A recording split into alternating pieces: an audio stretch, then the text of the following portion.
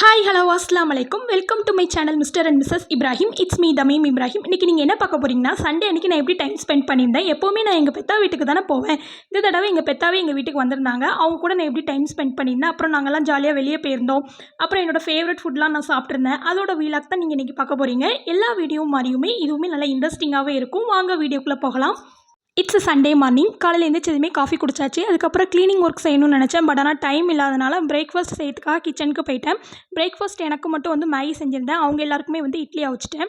Breakfast சாப்பிட்டதுக்கப்புறம் கிச்சனுக்கு போயிட்டேன். என் ஹஸ்பண்ட் வீக்லி ஒன்ஸ் எல்லா வெஜிடபிள்ஸுமே வாங்கிட்டு வருவாங்க. அது எல்லாத்தையுமே நான் அடுக்கி வச்சுட்டு இருந்தேன். இந்த வெங்காயத்து எல்லாமே தனியாக கூடையில் வச்சுட்டு, அப்புறம் கேரட், பீட்ரூட், அதுக்கப்புறம் உருளைக்கிழங்கு அது எல்லாத்தையுமே ஃப்ரிட்ஜில் வச்சுட்டு இருந்தேன். அவங்க வீக்லி ஒன்ஸ் எல்லா வெஜிடபிள்ஸுமே வாங்கிட்டு வருவாங்க. பட் ஆனால் பாதியிலே காலி ஆகிட்டு அப்படின்னா நான் பக்கத்து கடையில் வாங்கிக்குவேன். வெஜிடபிள்ஸ் எல்லாத்தையுமே அரேஞ்ச் பண்ணி வச்சுட்டேன். அதுக்கப்புறம் சிக்கனை க்ளீன் பண்ண ஆரம்பிச்சிட்டேன். என்ன வைக்க போகிறேன்னா, ஒயிட் ரைஸ், அப்புறம் சிக்கன் குழம்பு, சிக்கன் கிரேவி, சிக்கன் ஃப்ரை தான் செய்ய போகிறேன். ஏன்னா நான் சாட்டர்டே ஈவினிங்கே எங்கள் பெத்தாட்ட சொல்லியிருந்தேன் சிக்கன் பிரியாணி செய்கிறேன் அப்படின்னா, அவங்க உடனே இல்லைம்மா ஒயிட் ரைஸே வச்சிரு அப்படின்னு சொல்லிட்டாங்க. அதனால தான் அன்றைக்கி சிக்கன் பிரியாணி செய்யலை. சரின்னு சொல்லிட்டு ஃபஸ்ட்டு நான் என்ன பண்ணேன்னா, சிக்கன் எல்லாத்தையுமே நல்லா க்ளீன் பண்ணேன்.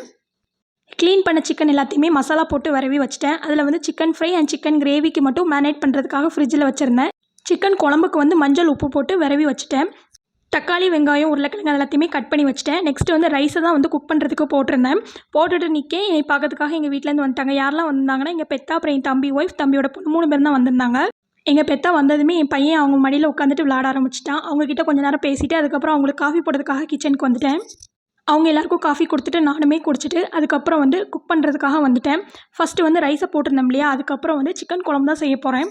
எப்படி செஞ்சேன் அப்படிங்கிறத சொல்லியிருந்தேன். உடனே நான் மொக்க போட போகிறேன் அப்படின்னு நினச்சிடாதீங்க. நிறைய இன்க்ரீடியன்ட் சொல்லியுமே உங்களை நான் போர் அடிக்க விரும்பலை. என்ன மசாலா சேர்த்தேன் அப்படிங்கிறத மட்டும் சொல்கிறேன். 1 ஸ்பூன் கரம் மசாலா, அப்புறம் மல்லித்தூள் பாக்கெட்டில் பாதி, அப்புறம் ஒரு சிக்கன் குழம்பு மசாலா பாக்கெட்டில் பாதி போடணும். ஆனால் நான் அப்படி செய்யவே மாட்டேன். நான் எப்போவுமே சிக்கன் குழம்புக்கு நான் எப்படி மசாலா ஆட் பண்ணுவேன்னா, மல்லித்தூள், அப்புறம் சீரகத்தூள், வத்தத்தூள் இது எல்லாத்துலேயுமே கொஞ்சம் கொஞ்சமாக போட்டு, அப்புறம் சிக்கன் மசாலா இருக்குல்ல, அது இந்த பிராண்ட் கிடையாது, நான் வேறு பிராண்ட் யூஸ் பண்ணுவேன். அந்த பொடி தான் நான் அதிகமாகவே போடுவேன். சிக்கன் குழம்புக்கு நல்லா டேஸ்ட்டாகவே இருக்கும். அன்றைக்கி நான் யூஸ் பண்ணுற மசாலா இல்லை. ஸோ அதனால தான் நான் அப்படி செஞ்சுருந்தேன். கறிக்குழம்பு நல்லா டேஸ்ட்டாக வரணும் அப்படின்னா முருங்கைக்காய், அதுக்கப்புறம் தேங்காய் நம்ம நிறைய அரைச்சி ஊற்றியிருந்தோம்னா நல்லாயிருக்கும். முருங்கைக்காவுமே போட்டுருந்தா சூப்பராகவே இருக்கும். கறிக்குழம்பு சைடில் அடுப்பில் போட்டுட்டு அதுக்கப்புறம் கிரேவி செய்ய ஸ்டார்ட் பண்ணிட்டேன். கிரேவிக்கு நான் ஃப்ரிட்ஜில் மேரினேட் பண்ணி வச்சுருந்தோம் இல்லையா, அதை நான் வெளியே எடுத்துட்டேன். அதில் எப்பவும் போல் தக்காளி, வெங்காயம், உருளைக்கிழங்கு அதெல்லாம் போட்டு நல்லா வதக்கிட்டு, நம்ம மேரினேட் பண்ணி வச்சுருந்தோம் இல்லையா, அந்த சிக்கன் அதில் போட்டு நல்லா பரட்டி எடுத்துட்டேன். இதில் ஜீரகத்தூள், அதுக்கப்புறம் மிளகுத்தூள் தான் போட்டிருந்தேன். சிக்கன் மசாலா நான் ஏற்கனவே கறியில் போட்டு மேரினேட் பண்ணி வச்சுருந்தேன் இல்லையா, ஸோ அதனால் போடலை. தேவையான அளவு தண்ணி ஊற்றிட்டு நல்லா கொதிக்க விட்டுட்டேன். சிக்கன் கிரேவி பக்கத்தில் நம்ம சிக்கன் குழம்பு போட்டிருந்தோம் இல்லையா, அது நல்லா கொதி வந்துட்டு சரின்னு சொல்லிட்டு தேங்காய் அரைச்சி ஊற்றிட்டேன். அதுக்கப்புறம் எங்கள் பெத்தா எனக்காக ஸ்நாக்ஸ் வாங்கிட்டு வந்திருந்தாங்க. என்ன வாங்கிட்டு வந்திருந்தாங்கன்னா, சாக்லேட் கேக், அதுக்கப்புறம் பக்கடா வாங்கிட்டு வந்திருந்தாங்க. எனக்கு எப்போவுமே சாக்லேட் கேக் ஃபேவரட். ஸோ அதனால் எப்போவுமே அதான் வாங்கிட்டு வருவாங்க. லன்ச் ப்ரிப்பேர் பண்ண லேட் ஆகும்னு சொல்லிட்டு நாங்கள் எல்லாருமே ஃபஸ்ட்டு கேக் சாப்பிட்லான்னு சொல்லிட்டு தான் எடுத்து வச்சுட்டு இருந்தேன்.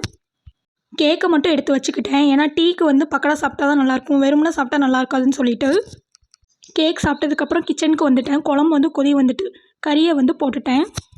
அதுக்கப்புறம் நல்லா கிண்டி விட்டுட்டு அதுக்கப்புறம் கறி கூட்டை பார்க்க போனேன். கறி கூட்டுமே நல்லா வெந்துட்டு சரின்னு சொல்லிட்டு ஃபைனலாக 2மே ரெடி ஆகிட்டு 2யுமே மூடி வச்சுட்டேன். எங்கள் பெத்தா, என் தம்பி ஒய்ஃப் எப்போவுமே ஒரு 1:30க்கு மேலே தான் சாப்பிடுவாங்க. சரின்னு சொல்லிட்டு அப்போ நம்ம கறி பொரிச்சிக்கலாம் அப்படின்னு சொல்லிட்டு நான் வந்துட்டேன். அந்த கேப்பில் என் பையனுக்கும் அதுக்கப்புறம் என் தம்பியோட பொண்ணுக்குமே சாப்பாடு கொடுத்துட்ருந்தோம். சாப்பாடு கொடுத்ததுக்கப்புறம் நான் கிச்சனுக்கு வந்துட்டேன். சிக்கனை ஃப்ரை பண்ணலாம் அப்படின்னு சொல்லிட்டு சிக்கன் ஃப்ரைக்காக நான் மேரினேட் பண்ணி வச்சுருந்தேன் இல்லையா, அந்த சிக்கன் எடுத்து தான் நான் ஃப்ரை பண்ண ஸ்டார்ட் பண்ணேன். இதில் நான் என்ன மசாலா அதிகமாக சேர்ப்பேன்னா, சிக்கன் 65 மசாலா தான் நான் அதிகமாகவே சேர்ப்பேன். அதுக்கப்புறம் இஞ்சி பூண்டு பேஸ்ட்டு சேர்த்துருந்தேன், கார்ன்ஃப்ளவர் போட்டிருந்தேன். இது எல்லாத்தையுமே போட்டு தான் நான் வரவே வச்சுருந்தேன். அதை தான் நான் ஃப்ரை பண்ணிகிட்ருக்கேன். ஃபைனலாக ஃப்ரை பண்ணதுக்கப்புறம் வெங்காயம் போட்டோம்னா சூப்பராகவே இருக்கும் அதோட சேர்த்து சாப்பிடும்போது. ஃபைனலாக லஞ்ச் ரெடிங்க. வாங்குங்க என்ன லஞ்சுன்னு பார்க்கலாமா. ஒயிட் ரைஸ், அதுக்கப்புறம் சிக்கன் குழம்பு, சிக்கன் கிரேவி, அதுக்கப்புறம் சிக்கன் ஃப்ரை தாங்க. அதுக்கப்புறம் எல்லாத்தையுமே கரெக்டாக பாத்திரத்தில் அரேஞ்ச் பண்ணி வச்சுட்டு இருந்தேன். ஃபைனலாக அவங்க எல்லாத்துக்குமே நான் சர்வ் பண்ண ஆரம்பிச்சிட்டேன். எங்கள் பெத்தா மட்டும் இல்லை, என் தம்பி ஒய்ஃப், அப்புறம் எங்கள் அம்மா எல்லாருமே எப்படின்னா இனி ஒரு வேலை செய்ய விட மாட்டாங்க. அவங்க வீட்டுக்கு போனாலுமே அப்படி தான், இங்கே வந்தாலுமே அவங்களே வேலை செய்ய ஸ்டார்ட் பண்ணிடுவாங்க. நான் சொல்லுவேன், இல்லை வேண்டாம் நீங்கள் செய்யாதீங்க நான் தான் செய்வேன் அப்படின்னு சொன்னால் கேட்கவே மாட்டாங்க. இனி ஒரு இடத்துல உட்கார வச்சுட்டு அவங்க செய்ய ஸ்டார்ட் பண்ணுவாங்க. இந்த தடவை தான் நான் சொல்லி கேட்டு ஒரு இடத்துல உட்காந்துருக்காங்க அவங்க. நான் எல்லாத்தையுமே செஞ்சுருந்தேன். எல்லாருமே சாப்பிட்டதுக்கப்புறம் வெளியே எங்கேயாவது போகலாம் அப்படின்னு சொல்லிட்டு பிளான் பண்ணிகிட்டு இருந்தோம். சரி நம்ம விஓசி போகலாம் அப்படின்னு சொல்லிட்டு பிளான் பண்ணிட்டோம். ஃபைனலாக டீ எல்லாம் குடிச்சிட்டு நாங்கள் எல்லாருமே கிளம்பிட்டோம்.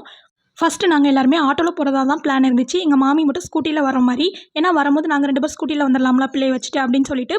ஆனால் அதுக்கப்புறம் நான் ஒன்று யோசித்தேன், எப்போ பார்த்தாலும் நம்ம பைக்கில் ஆட்டோவில் அப்படி தானே போகிறோம், இந்த தடவை நம்ம பஸ்ஸில் போகலாம் அப்படின்னு சொல்லிட்டு ஏன் அப்படி சொல்கிறேன்னு பார்க்கிங்களா, நான் மேரேஜ்க்கு முன்னாடி காலேஜ் படிக்கும்போதும் சரி, ஸ்கூல் படிக்கும்போதும் சரி, நான் பஸ்ஸில் போனதே இல்லை. ஆட்டோவில் தான் நான் போயிருக்கேன். எங்கள் வீட்டில் ஆட்டோ அரேஞ்ச் பண்ணி தான் அனுப்புவாங்க. ஆனால் எனக்கு பஸ்ஸில் போகிறதுக்கு ரொம்ப பிடிக்கும். காலேஜ் படிக்கும்போது இந்த டைப்ரைட்டிங் கிளாஸ் அப்பப்போ நான் பஸ்ஸில் போயிருக்கேனே, அதுவுமே எங்கள் பெத்தா போக விடலை. சரி மேரேஜ் ஆனதுக்கப்புறமாவது பஸ்ஸில் போகலாம் அப்படின்னு பார்த்தா, என் ஹஸ்பண்ட் கூட்டிகிட்டு போயிடுவாங்க, இல்லை நான் எங்கள் மாமி கூட போயிடுவேன். சரி இதே மாதிரி எப்படியாவது வந்தால் தான் உண்டு அப்படின்னு சொல்லிட்டு தான் நான் அன்றைக்கி பஸ்ஸில் வந்திருந்தேன். ஃபைனலாக விஓசிக்கு வந்துட்டோங்க. பஸ் ஸ்டாண்ட்லேருந்து இறங்கி கொஞ்சம் ஒரு 5 மினிட்ஸ் கிட்ட, ஒரு 10 மினிட்ஸ் கிட்ட நடக்கிற மாதிரி தான் இருந்துச்சு. நடந்து வந்துட்டோம். அங்கே போனதுமே ஒரே பிள்ளைகளுக்கு குஷி தான். அங்கங்கே அப்படியே விளாண்டுட்டு இருந்தாங்க. போனதுமே 2 பேருக்குமே பால் வாங்கி கொடுத்தாச்சு. என் பையன் நல்லா குஷியாக விளாண்டுட்டு இருந்தான். அவளுமே என் தம்பியோட பொண்ணுமே நல்லா விளாண்டுட்டு இருந்தா. அதுக்கப்புறம் ஊஞ்சல் இருந்துச்சா, சரின்னு சொல்லிட்டு ஊஞ்சலில் உட்காந்து விளாட ஆரம்பிச்சான். அவன் என் கையவே விட்டுட்டு அவன் பாட்டுக்கு உட்காந்து ஆடிட்டு இருந்தான். சரின்னு சொல்லிட்டு ஃபோட்டோ வீடியோஸ்லாம் எடுத்துகிட்டு இருந்தோம். அதுக்கப்புறம் எங்கள் மாமி அவனை வச்சு ஊஞ்சலில் உட்கார வச்சு ஆட்டிகிட்டு இருந்தாங்க. ஃபைனலாக 2 பிள்ளைலையுமே உட்கார வச்சு ஆட்டலான்னு பார்த்தா 2 பேருமே கீழே விழுந்துட்டு இருந்தாங்க. சரி ஒரு ஆள் ஆடினா தான் கரெக்டாக இருக்கும் அப்படின்னு சொல்லிட்டு ஃபஸ்ட்டு என் பையனை ஊஞ்சலில் உட்கார வச்சு ஆட்டிட்டோம். அதுக்கப்புறம் நெக்ஸ்ட்டு என் தம்பி ஒய்ஃப் அப்புறம் அவளோட மகன் 2 பேருமே உட்காந்து ஆடிட்டு இருந்தாங்க. நம்ம தான் விளாண்டா டயர்ட் ஆயிருவோமே சரின்னு சொல்லிட்டு அங்கே சுக்கு காப்பி வித்துட்டு இருந்தாங்களா, சரி அது வாங்கி குடிக்கலாம், நல்லாயிருக்கும், நம்ம ஹெல்த்துக்குமே நல்லது அப்படின்னு சொல்லிட்டு நாங்கள் 4 பேருமே அதான் வாங்கியிருந்தோம். 1 கப்புக்கு வந்து 10 ருபீஸ் அப்படின்னு சொல்லிட்டு சேல் பண்ணிட்டு இருந்தாங்க. பட் ஆனால் அவங்க குவான்டிட்டி அதிகமாகவே கொடுத்துருந்தாங்க.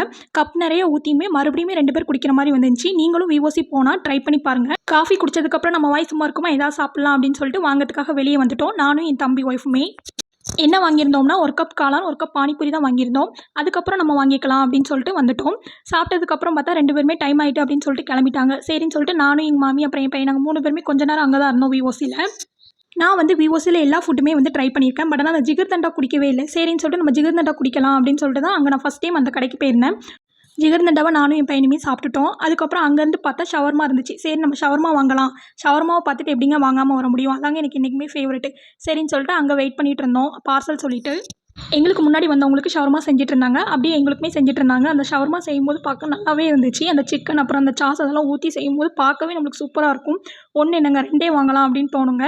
நான் 1 தாங்க வாங்கினேன். வாங்கிட்டு சாப்பிட்டுட்டு இருந்தேன். சூடாக சாப்பிட்டா தானே நல்லாயிருக்கும் அப்படின்னு சொல்லிட்டு சாப்பிட்டுட்டு இருந்தேன். நம்மள மாதிரி மிடில் கிளாஸ் பீப்புள்ஸ்க்கு நம்ம ஃபேமிலியோட நல்ல டைம் ஸ்பெண்ட் பண்ணணும் அப்படின்னு நீங்கள் நினச்சிங்கன்னா விஓசி கிரவுண்டுக்கு போங்க. அங்கே ஃபுட்டுமே நம்ம அஃபோர்ட் பண்ணுற மாதிரி இருக்கும். அதே சமயம் நம்ம சில்ட்ரன்ஸ்க்குமே நல்ல ப்ளே ஏரியா இருக்குது. நாங்களும் அதே மாதிரி போயிட்டு நல்லா டைம் ஸ்பெண்ட் பண்ணிட்டு நல்லா என்ஜாய் பண்ணிட்டு வீட்டுக்கு வந்துட்டோங்க. வீட்டுக்கு வந்து ஒரு 8 o'clock கிட்ட வந்துட்டேன். வந்ததுக்கப்புறம் கிச்சனுக்கு போயிருந்தேன். எதுக்குன்னா டின்னர் செய்யறதுக்காக தான். மதியானம் நான் சீக்கிரமாக ரைஸ் ஆக்கிட்டோம் இல்லையா, நைட்டு வந்து நாங்கள் 10 o'clock மேலே தான் சாப்பிடவே செய்வோம். சரின்னு சொல்லிட்டு அந்த ரைஸ் கெட்டு போயிடக்கூடாதுல்ல, அதனால் அதை நான் வந்து லெமன் ரைஸ் செஞ்சுட்டேன். குழம்பு வந்து இருந்துச்சு, அதே மாதிரி கிரேவியுமே இருந்துச்சா, நாளைக்கு வந்து அந்த குழம்பு யூஸ் பண்ணிக்கலாம் அப்படின்னு சொல்லிட்டு நான் என்ன பண்ணேன்னா, கிரேவியில் இருந்த சிக்கனை மட்டும் எடுத்து பெப்பர் சிக்கன் வச்சிடலாம். ஏன்னா லெமன் ரைஸ்க்கு நல்லாயிருக்கும், அப்படி காரசாரமாக சாப்பிட்றதுக்கு நல்லாயிருக்கும் அப்படின்னு சொல்லிட்டு தான் வச்சுருந்தேன். எப்படி செஞ்சேங்கிறத சொல்லிவிட்டேன். தக்காளி, வெங்காயம், இஞ்சி பூண்டு பேஸ்ட்டு, கருவேப்பிலை அதெல்லாம் போட்டு நல்லா வதக்கிட்டு உப்பு நம்ம வந்து போடணும் எப்போவுமே. ஏன்னா வந்து அப்போ தான் சீக்கிரமாக அந்த வெங்காயம் தக்காளி வதங்கும் அப்படின்னு சொல்லிட்டு. அதுக்கப்புறம் மஞ்சள் உப்பு போட்டு சிக்கனை விரவி வச்சுருந்தேன். அதை நான் போட்டு நல்லா வதக்கிட்டு இதில் மசாலா நான் என்ன ஆட் பண்ணியிருக்கேன்னா 2 ஸ்பூன் பெப்பர் தூள் அப்புறம் 2 ஸ்பூன் ஜீரகத்தூள் தான் போட்டிருக்கேன். இது மட்டும் போட்டுட்டு கொஞ்சம் தண்ணி ஊற்றி நம்ம அப்படியே கிண்டி விட்டோம்னா பெப்பர் சிக்கன் வந்து ரெடி ஆயிரும். ஏன்னா தண்ணி அதிகமாக ஊற்ற வேண்டாம், ஏன்னா குக் பண்ண சிக்கன் தானே ஏற்கனவே. ஸோ அதனால் கம்மியாக ஊற்றினாலே போதும். ஃபைனலாக பெப்பர் சிக்கனுமே ரெடிங்க. டின்னர் வந்து நாங்கள் ஒரு 11 மணிக்கு மேலே தான் சாப்பிடவே ஸ்டார்ட் பண்ணோம். என் ஹஸ்பண்ட்க்கு வந்து பரோட்டா ரொம்ப பிடிக்கும். எனக்கு வந்து சிக்கன் நூடுல்ஸ் ரொம்ப பிடிக்கும். எங்கள் 2 பேருக்குமே வந்து சிக்கன் கிரேவி, பெப்பர் சிக்கன் அந்த கிரேவிலாம் வச்சு சாப்பிட்றதுக்கு ரொம்பவே பிடிக்குமா. அதனால் சரி நம்ம வந்து ஒரேடியாக வச்சு சாப்பிட்லாம் அப்படின்னு சொல்லிட்டு ஜொமேட்டோவில் ஆர்டர் போட்டிருந்தோம். எப்படின்னா வந்து பரோட்டாவில் வந்து எல்லா வெரைட்டியான பரோட்டா போடுவோம் அப்படின்னு சொல்லிட்டு சிக்கன் பரோட்டா ஆர்டர் போட்டிருந்தேன். அதுக்கப்புறம் பரோட்டா, பொரிச்ச பரோட்டா போட்டிருந்தோம். ஃபஸ்ட்டு வந்து நானும் என் ஹஸ்பண்டுமே வந்து லெமன் ரைஸ் சாப்பிட்டோம். அதுக்கப்புறம் ஒவ்வொரு பரோட்டாவாக சாப்பிட ஆரம்பிச்சிட்டோம். அந்த சால்னால அந்த பரோட்டாவை பிச்சு போட்டு சாப்பிடும்போது வேறு லெவலுங்க, சூப்பராக இருந்துச்சு. அன்றைக்கி நாள் எங்களுக்கு அப்படி தாங்க போச்சு.